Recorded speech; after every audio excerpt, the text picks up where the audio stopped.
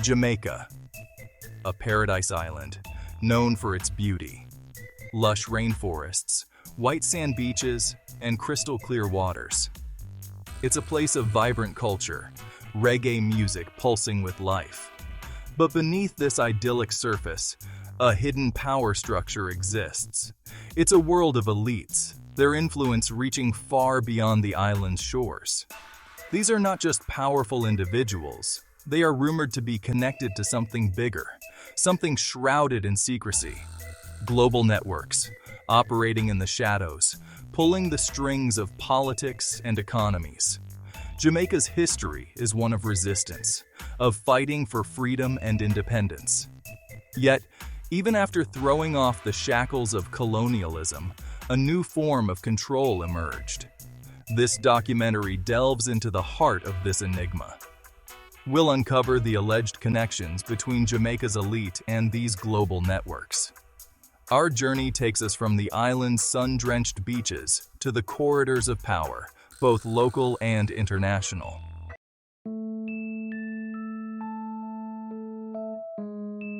The roots of Jamaica's elite power structure can be traced back to the colonial era. British settlers, arriving on the island's shores, brought with them their own systems of control. They established plantations, exploiting the land and its people for profit. A ruling class emerged, composed of plantation owners, merchants, and colonial officials. These individuals, bound together by wealth and privilege, formed the core of Jamaica's elite. Whispers of secret societies began to circulate. Organizations like the Freemasons, their origins shrouded in mystery, were said to hold significant sway. The Freemasons, with their rituals and symbols, have long been the subject of speculation. Some believe they are a benign fraternity, while others see them as a powerful network, their influence extending across borders and into the highest levels of society. Freemasonry arrived in Jamaica in the 18th century, brought by British colonists seeking to establish their traditions on foreign soil. Lodges were founded, meeting places where members could gather and conduct their secretive affairs. It wasn't long before Freemasonry gained a foothold among Jamaica's elite. The organization offered more than just camaraderie.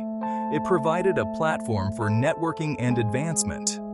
Within the walls of their lodges, Jamaica's elite rubbed shoulders with their counterparts from Britain and other parts of the empire.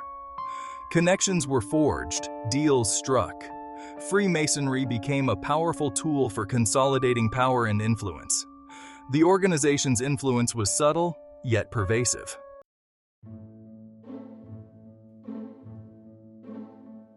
The origins of Jamaica's elite power lie in the brutal history of the transatlantic slave trade. As sugar plantations proliferated across the island, a new class of men rose to prominence: the planter class. These men, mostly of British descent, amassed vast fortunes by exploiting the labor of enslaved Africans. They cleared the land, planted sugarcane, and built grand houses, all on the backs of those they held in bondage. The wealth generated by sugar transformed Jamaica's social order. The planter class, with their economic might, quickly gained political power as well. They formed assemblies, modeled after the British Parliament, and used their influence to shape laws that protected their interests. This early political system was inherently undemocratic, with only white male landowners allowed to vote or hold office. The vast majority of the population, enslaved Africans and their descendants, had no voice and no power. The planter class's power was not limited to Jamaica's shores. They formed close ties with merchants in Britain, creating a transatlantic network of trade and influence. These connections gave them access to capital, markets, and the latest technologies. This ensured that the profits from sugar flowed back to the metropole, enriching Britain and further consolidating the planter class's dominance in Jamaica.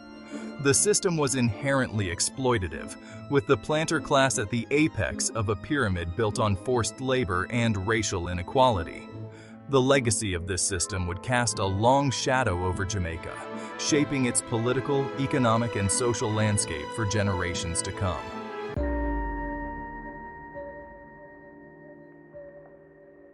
As the planter class consolidated its grip on power, they sought ways to solidify their unity and advance their interests.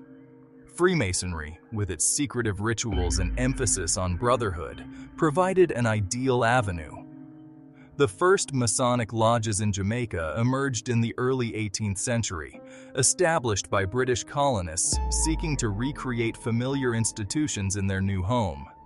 These lodges, often housed in grand buildings in the island's major cities, became exclusive clubs for the elite. Within their walls, plantation owners, merchants, and colonial officials gathered to socialize, network, and discuss matters of mutual concern. The Masonic oath of secrecy added an air of mystique and exclusivity, further enhancing the organization's appeal to those in positions of power. Freemasonry's emphasis on hierarchy and obedience resonated with the planter class's worldview. The organization's rituals, often steeped in symbolism borrowed from ancient Egypt and Greece, reinforced the notion of a select group entrusted with hidden knowledge and power. This sense of belonging to a chosen few, bound by secret oaths and rituals, solidified the planter class's unity and enhanced their sense of superiority. Membership in Masonic lodges became a valuable asset for ambitious individuals seeking to climb the social and political ladder. It provided access to a network of influential men who could open doors, provide patronage, and advance one's career. The lodges became informal centers of power, where decisions were made, deals brokered, and alliances forged, all under the veil of secrecy.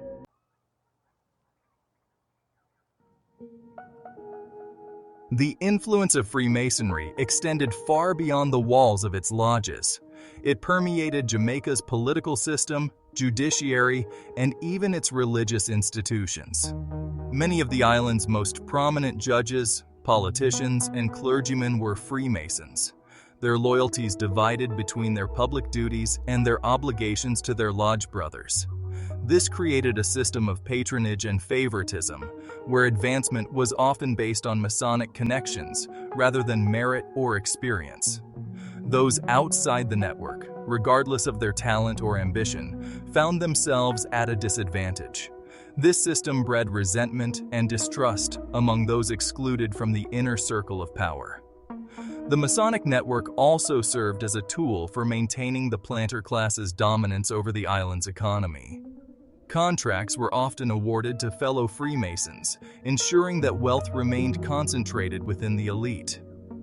Laws were passed that favored their business interests, while regulations that might have benefited the wider population were often ignored or deliberately weakened. This concentration of power in the hands of a select few, bound together by secret oaths and allegiance to a shadowy organization, had a profound impact on Jamaica's development. It stifled competition, hindered social mobility, and reinforced existing inequalities. The legacy of this system would continue to shape Jamaica long after the end of slavery and the decline of the planter class's economic dominance.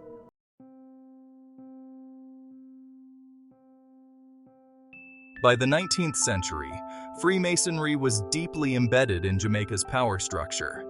The island buzzed with activity, not just in the bustling markets and plantations, but within the hallowed halls of Masonic lodges. These lodges, often grand structures with imposing facades, became the favored meeting places of Jamaica's elite. Inside, away from the prying eyes of the public, influential figures gathered. They were men of stature and influence, politicians, judges, businessmen, their lives interwoven with the fate of the island. The lodges offered more than just camaraderie and shared rituals. They provided a discreet space for the elite to consolidate their power. One such figure was Sir John Peter Grant, governor of Jamaica from 1866 to 1874. Grant, a Freemason himself, embodied the intertwined relationship between the organization and colonial power. He was a reformer, credited with modernizing Jamaica's infrastructure and legal system. Yet some argued that his reforms primarily benefited the elite, furthering their grip on the island's resources. Grant's governorship marked an era where the lines between Freemasonry and governance blurred. Decisions made within the confines of the lodges had a direct impact on the lives of everyday Jamaicans. Was this influence a force for good, guiding the island towards progress, or did it serve to maintain the existing power structure, benefiting the few at the expense of the many?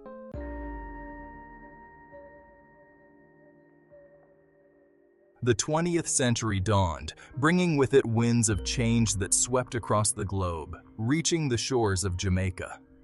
The fight for independence gained momentum, fueled by a growing desire for self-determination.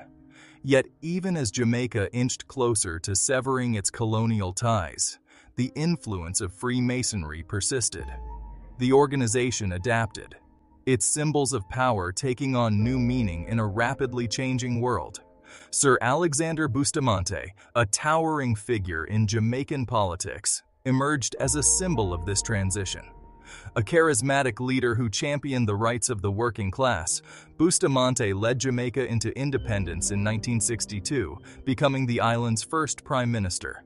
His journey to power, however, was intertwined with whispers of secret societies, adding a layer of intrigue to his legacy. Rumors circulated about Bustamante's alleged involvement with Freemasonry during his rise to prominence. Some whispered that his connections to elite networks, forged within the lodges, propelled him to the forefront of the independence movement. Whether these whispers held any truth or were merely speculation designed to discredit him, they underscored the enduring influence of secret societies in Jamaican life.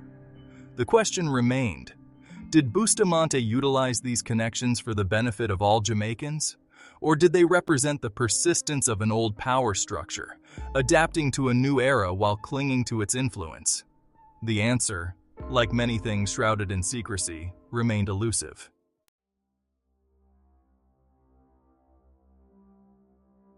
Bustamante, a man of contradictions, further fueled the speculation surrounding his rise to power. He was a fervent nationalist, fiercely devoted to Jamaica's independence, yet he maintained close ties to Britain, the former colonial power. This apparent paradox fueled speculation that his allegiance lay with a more profound, more clandestine network, one that transcended national borders. Norman Manley, Bustamante's cousin and political rival, presented a different facet of Jamaica's elite. A brilliant lawyer and a founding member of the People's National Party, PNP, Manley too was rumored to have connections to shadowy organizations. His time studying in England, a breeding ground for secret societies, fueled speculation about his affiliations.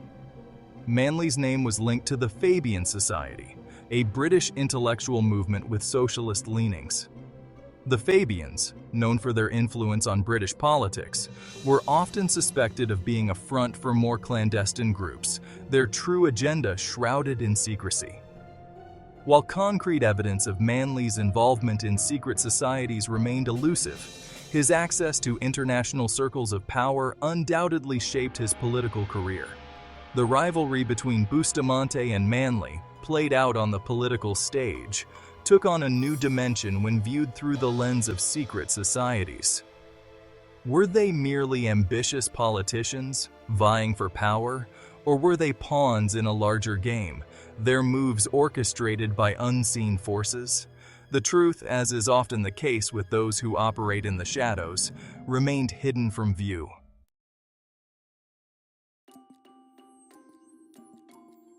Jamaica's independence in 1962 marked a turning point, a break from colonial rule, but the whispers of secret ties never faded. At the heart of this intrigue stood two cousins, Alexander Bustamante and Norman Manley, their rivalry shaping the island's destiny. Bustamante, the fiery leader, now prime minister, remained an enigma. His past, shrouded in speculation, fueled whispers of Masonic connections. Was his rise to power orchestrated, his every move guided by unseen forces within the lodges? Some believe so, pointing to his seemingly contradictory stance. A nationalist leader with strong ties to Britain. Manley, the intellectual, offered a stark contrast. His time in England, immersed in the world of Fabian socialism and whispers of global networks, fueled its own set of rumors. Was he a mere idealist, or did he return to Jamaica with a hidden agenda? His vision for the island shaped by forces beyond its shores. Their rivalry, played out on the political stage, took on a new dimension when viewed through the lens of secret societies. Were they truly in control, or were they mere players on a global chessboard, their moves dictated by unseen grandmasters? The answer, hidden in the shadows, remained elusive.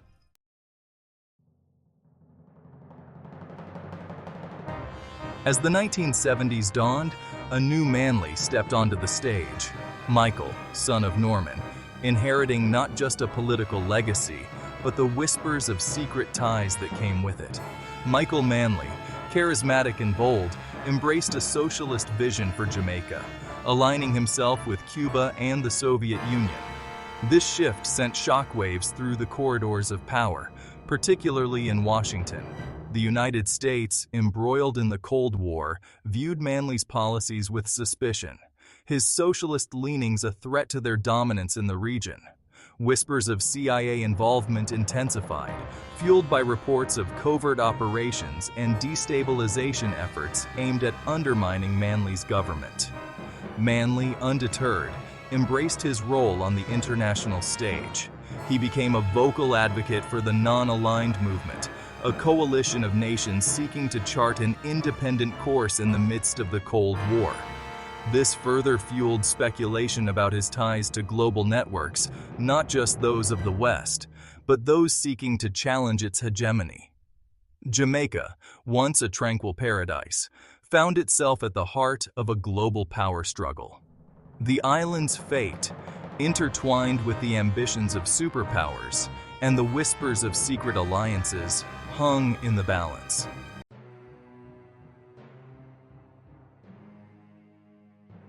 The Cold War may have ended, but the whispers of secret ties took on a new form. The language of global finance, of institutions like the International Monetary Fund, IMF, and the World Bank. Jamaica, grappling with economic challenges, found itself turning to these institutions for assistance, unaware of the price that came with their aid. Structural adjustment programs, a bitter pill to swallow, were imposed. Austerity measures, designed to curb spending and appease international creditors, were implemented. The impact on ordinary Jamaicans was devastating. Social programs slashed, unemployment rising, the gap between rich and poor widening. Yet, amidst the economic hardship, a select few prospered. Jamaica's elite, their fortunes seemingly insulated from the crisis. Whispers of a different kind of secret tie emerged, this time to the world of global finance, of backroom deals and policies that benefited the few at the expense of the many. The IMF and World Bank, shrouded in their own veil of secrecy, became symbols of a new form of control, their influence over Jamaica's economy undeniable. The island, once a colony ruled by empires, now found itself entangled in a web of debt and dependency, its fate dictated by global financial institutions and the elites who benefited from their policies.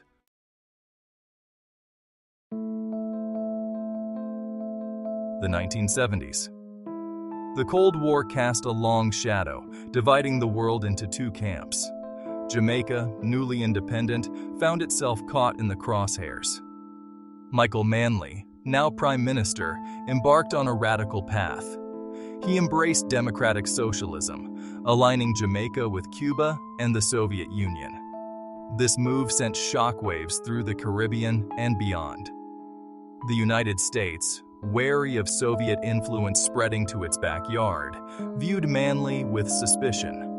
His policies, including nationalization of industries and closer ties with communist countries, were seen as a direct challenge to U.S. interests. Manley's rhetoric resonated with many Jamaicans, particularly the working class and the poor, who saw him as a champion for social justice.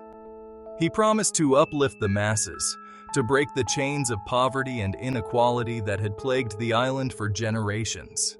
The international community watched with bated breath.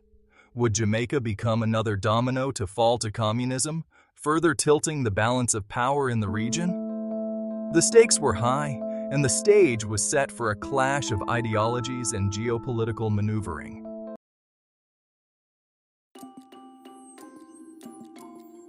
As Manley's socialist policies gained momentum, rumors of covert operations began to circulate.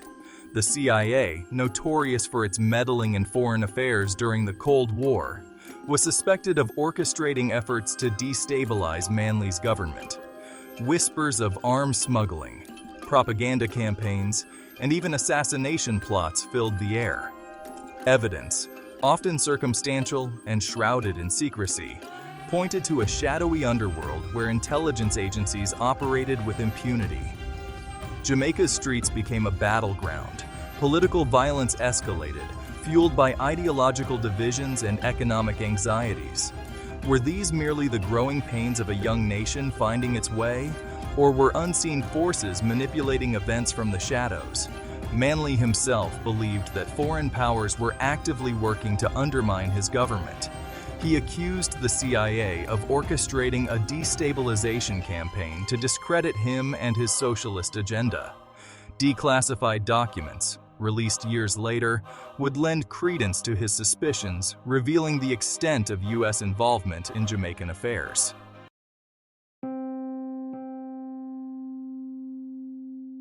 Beyond the Iron Curtain, Manley's global network. While the United States viewed Manley with suspicion, he found allies in unexpected places. He forged strong ties with leaders of newly independent nations in Africa, Asia, and Latin America, many of whom shared his vision of a more just and equitable world order.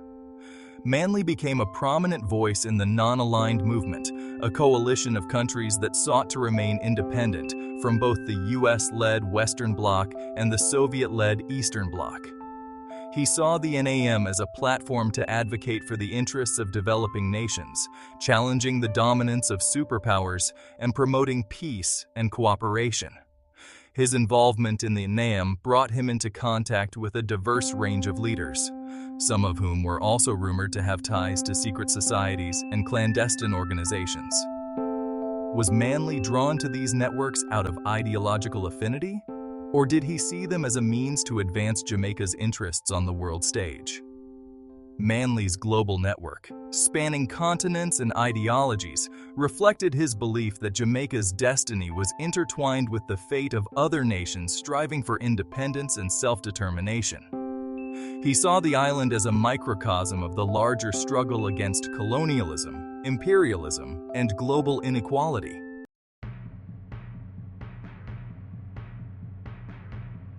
The Cold War faded, a new era dawning, but the whispers of secret ties never truly disappeared. They simply shifted, taking on a new guise, the language of global finance. Jamaica, its economy struggling, turned to institutions like the International Monetary Fund for help. But this assistance came at a price. Structural adjustment programs, a bitter pill, were imposed. Austerity measures, designed to appease international creditors, were implemented. Ordinary Jamaicans bore the brunt of these policies. Social programs, vital lifelines, were slashed. Unemployment soared, casting a long shadow over the island. Yet, amidst this hardship, a stark contrast emerged. Jamaica's elite, seemingly untouched by the crisis, continued to prosper. Their luxurious villas, a world away from the poverty engulfing many, stood as a testament to this disparity. Whispers of a different kind of secret tie surfaced, this time to the world of global finance. Were these institutions, the IMF, the World Bank, truly impartial actors? Or were they instruments of a different kind of power, their policies benefiting a select few at the expense of the many? The answer, hidden in the complex world of international finance, remained elusive.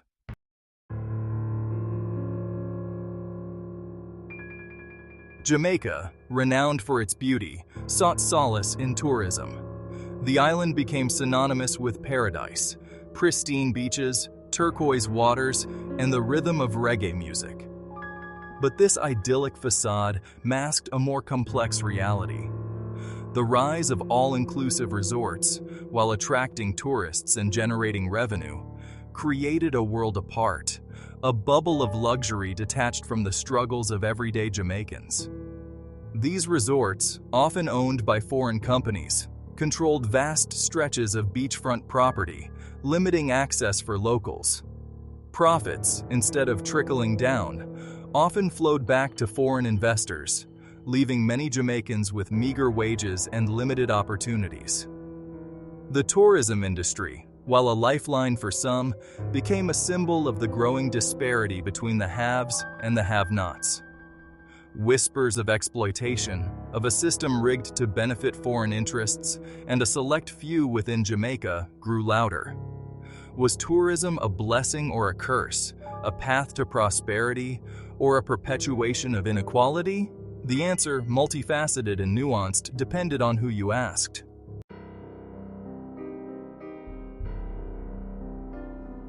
Section 3. Beyond the resorts, shadows in paradise. You know, the allure of Jamaica extends beyond its beaches and resorts. The island's music, its vibrant culture, has captivated the world. But even here, in the realm of creativity and expression, whispers of secret ties persist. The music industry, particularly the global phenomenon of reggae, became a focal point. Some whispered that its reach, its ability to spread a message of unity and resistance, attracted the attention of those operating in the shadows. Were there unseen forces, perhaps secret societies, seeking to co-opt the power of music for their own agendas? Theories abounded, fueled by the untimely death of Bob Marley, the genre's iconic figure. Was his death, officially attributed to cancer, a result of foul play orchestrated by those who feared his influence? These whispers, while often dismissed as conspiracy theories, highlighted the deep-seated distrust of power structures, both within Jamaica and on a global scale. The truth, hidden in a web of speculation and intrigue, remained elusive. One thing was certain: even in paradise, shadows lurked.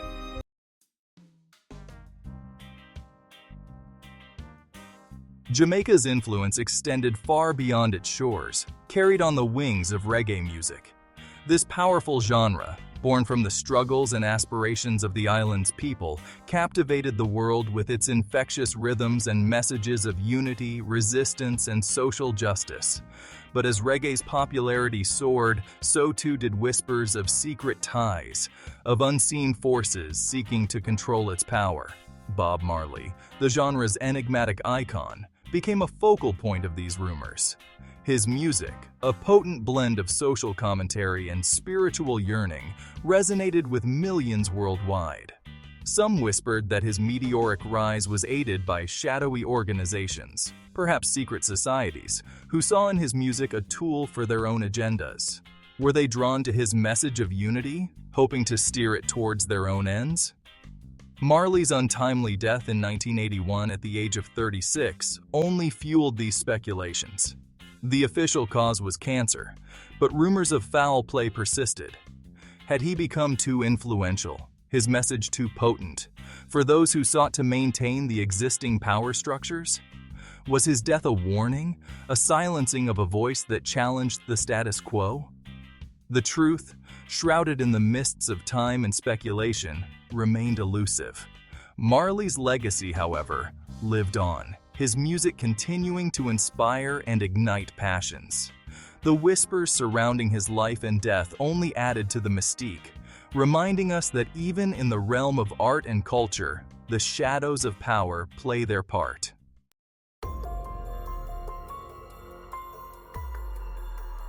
As the 20th century gave way to the 21st, Jamaica witnessed the emergence of a new generation of elites. These were not the plantation owners of old, but business magnates, Their fortunes built on global connections and a keen understanding of the levers of international finance. One such figure was Michael Lee Chin, a Jamaican-Canadian billionaire, his influence extending from the boardrooms of Toronto to the shores of his ancestral homeland. Lee Chin, a self-made man, embodied the complexities of globalization. He preached the gospel of entrepreneurship, urging Jamaicans to embrace the opportunities of an interconnected world. His investments in Jamaica, spanning sectors from banking to tourism, positioned him as a key player in the island's economic future. Yet, his very success, his seamless movement within the upper echelons of global finance, fueled unease. Was he a genuine benefactor, seeking to uplift his homeland? Or did his allegiance lie with a different set of stakeholders, the faceless institutions and networks that dictated the terms of global trade and investment? The whispers persisted, quieter now, but still present. They spoke of a world where national borders were increasingly porous, where power resided not in colonial administrations, but in the boardrooms of multinational corporations and the corridors of international organizations. Jamaica, once a jewel in the crown of empire, now navigated a different kind of global landscape, one where the lines between opportunity and exploitation, between progress and dependency, were often blurred. The legacy of secret ties, of unseen forces shaping the island's destiny, lingered. It was a legacy woven into the fabric of Jamaica's history, a reminder that even as the island charted its own course, it remained tethered to a web of global power, its fate intertwined with those who operated in the shadows.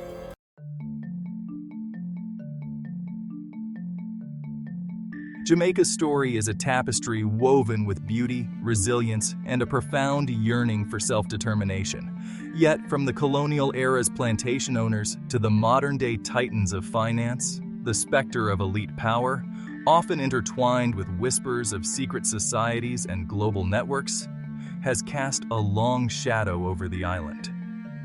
Were these connections, often shrouded in speculation and fueled by circumstantial evidence, merely the product of overactive imaginations? Or did they point to a deeper truth, one where unseen hands guided events, shaping Jamaica's destiny from the shadows? The answers remain elusive, hidden in a labyrinth of historical records, whispered rumors, and the guarded silence of those who hold power. What is undeniable is the impact. Whether real or imagined, the belief that Jamaica's fate is intertwined with the machinations of secret societies and global networks has shaped the island's psyche. It has fueled distrust of institutions, both local and international, and fostered a sense that true power lies beyond the reach of ordinary citizens. This documentary has merely scratched the surface, peeling back layers of history and intrigue to reveal the complex relationship between Jamaica's elite and the forces that have shaped the island's destiny. The journey, however, is far from over. The search for answers continues.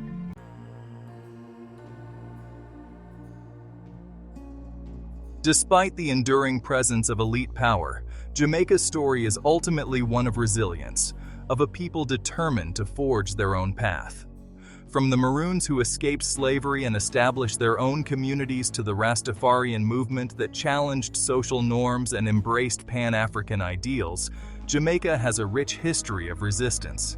The island's music, its art, its very soul, pulse with a spirit of defiance, a refusal to be defined solely by its past or by the machinations of those who operate in the shadows.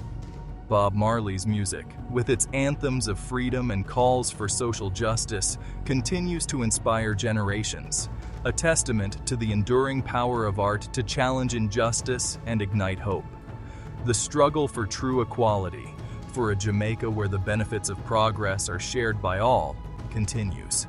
It is a struggle waged not just in the halls of power, but in the hearts and minds of ordinary Jamaicans, who refuse to be mere pawns in a larger game. As Jamaica moves forward, it does so with a deep-rooted awareness of its history, both the triumphs and the injustices. It is a history that serves as a reminder that the pursuit of freedom and self-determination is an ongoing journey, one that requires vigilance, courage, and an unwavering belief in the power of the human spirit to overcome adversity.